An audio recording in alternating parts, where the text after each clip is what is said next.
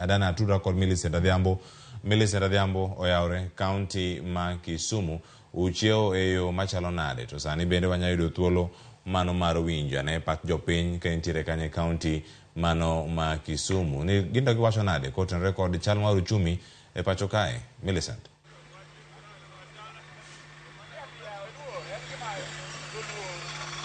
Erokamano ahinya Cleophas, achiel kachiel kwa wuok e kaunti ma Kisumu kaendi ka wuok e alwora ma Kikomi kotenore kod wach mar uchumi olwar pacho kaendi. Mano bende mbaka mwadagoyo gi jodak ma Kisumu kaendi mondo mi gigola ne pachgi kotenore kod kaka giparo ni uchumi chalo nade, omedo ridore koso ngima chalo nade. Abutera achiel kachiel ir jopiny mondo mi gimiwa pachgi ginyiswa ni to weche mag uchumi giendi gin ginyalo wache nade kaka jopiny ma bende wan go kaendi. Machiegni ibo chako gi nyinge ng'ina kamera amako ni mai mondo nyisa ni ang'o minyalo wacho kotenore kod kaka uchumi ma pacho ka chalo, omedo lwar uchumi ma Kenya kaendi medo kethore koso na.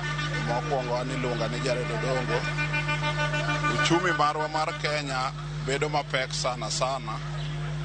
Ka wang'iyo piny mar Kenya kaka wan jo boda wan gi chandruok nikech bech mafuta oidho malo to onge chiemo ma customer nyalo yie ni no be yodwa mana ne dhi kode kaka piny dhi makiwacho ne ni bei pek omedie gimoro koni ni kata an bedo pek ora. Koro waneno ka Kenya kelo pek moro mok nyalre kod gima ma wantie sani moloyo gi wach petrol mar Kenya. Kwayo ma wan godo wakwayo ni sirikal onego parwa odwoknwa nengo petrol chien mondo mi Kenya obed gi kwe wayud yot kuom konyruok. Erokamano ahinya. Machiegni inyalo wacho ang'o wi pek mar uchumi sani medo lwar sani medo siko Kenya piny, inyalo wacho ang'o ngi kamera chagi nyingi? An iluonga ni Siwa Philip. Gima wacho kolore gi uchumi mar Kenya masani wasebede Kenya ni higni mang'eny mokalo chien to ok wasenene kama nikech jo atelo ma wan godo sani ok odewo jo Kenya. En nodonjo kanyo e tok dhot kar mondo ti kodwa maber to omedonwa ngima matek nikech kata mafuta e gimoro amora. Mafuta no omedo nyaka sani kidhi nyiewo kata lot kata mogo ok inyal nyiewo pile maromo ji e ot. Iwinjo. Kata skul koro oridore ma kata kiyud kaka ipuonjo nyithindo e skul ok yot. Koro awakwayo mana ni kaber to o subsidize nwa gik moko kaka ne timre chon. Ang'o momiyo sani ok nyal timore kamano?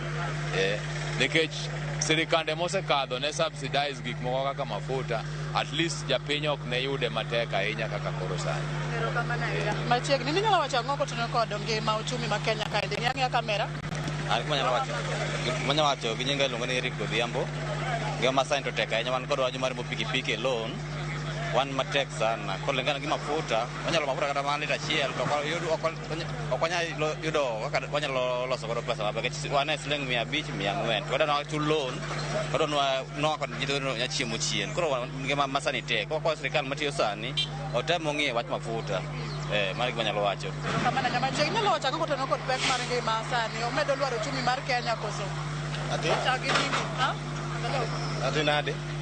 Awacho ni life dong tek kech mafuta kaka mafuta yi life tek kuwe be kwelo kaka omed ni ko ng'en movement betin anti luongo no duo. Erokamano. Machiegni inyalo medo ang'o e wi pek mar ngima omedo lwar uchumi mar Kenya koso? Gima nyalo wacho ni piny tek sani wan kod pikipiki mwachulo mag loan, fuel be omedi malo, koro kata watiyo to ok wayud pesa dok e fuel tek. Koro sirikal chal makawo pesa wate chak duoko, koro onge gima wayudo omiyo ngima to tek mondo sirikal marwa omanyare rieko moro ma ginyalo duoko godo ngima piny. Mane gima nyalo wacho. Erokamano. Nyamachiegni madhe aneno kia wero kaendi sani waneno ka uchumi mar Kenya medo lwar piny katenore kod weche mag pek mar ngima. Inyalo wacho ang'o kaka ja ohala ngi kamera chagi nyingi? Nyinga Sara Tieno nyaka Kisumu kadawa. Ngima tek sikul mogo chiemo tek te. Sara neno kia wero kipimo ka ni wero chon gi sani inyalo wacho ang'o? Mena becho medre. Ani mane 400, ani go 600, ani go 600, okuok kata. To chon ni waro marom kama pesa 400. Koro inyalo wacho ni uchumi medo lwar koso? Eidho. Erokamano ahinya. Machiegni katieko.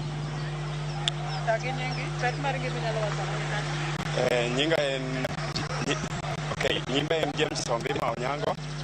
An gi kaka neno piny ok dhi maber ahinya nikech sani e wachal jok ma itiyo tichamo to giminyalo timo godo bende onge. Nikech ta king'iyo kidhi nyiewo bei ma kata mar mogo kata ng'ono. An adongo ka mogo nwanyiewo skari kwota nwanyiewo $25 kata $30. To kan wang'iyo sani to gini owuok from $30 mochopo $65.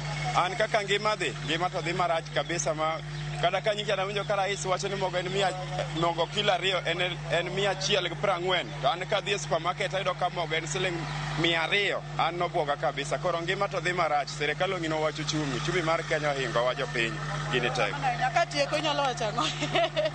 Erokamano ahinya. Kaka isewinjo kuom paro mopogore opogore kowuok kuom jodak ma Kisumu Cleophas, ka bende giwacho ni sani ngima ma gidago en ngima ma itiyo to miyudo matin no endi chamo. Kikia ni kiny ibiro ru nade. Koro kwayo maduong' ma gipedho e nyim jatend piny en ng'iyo kaka onyalo loso uchumi ma Kenya odwok nengo ngima piny ahinya to eneno kaka onyalo duoko nengo mauta piny. Ka kamano kionge penjo taduoko ni e studio mondo wambe wadhi nyime kod luwo weche ma medo tucho e kaunti ni ma Kisumu ma ne wamedi kelo seche mag migago ka gikacha ni chwelo kod oimbore.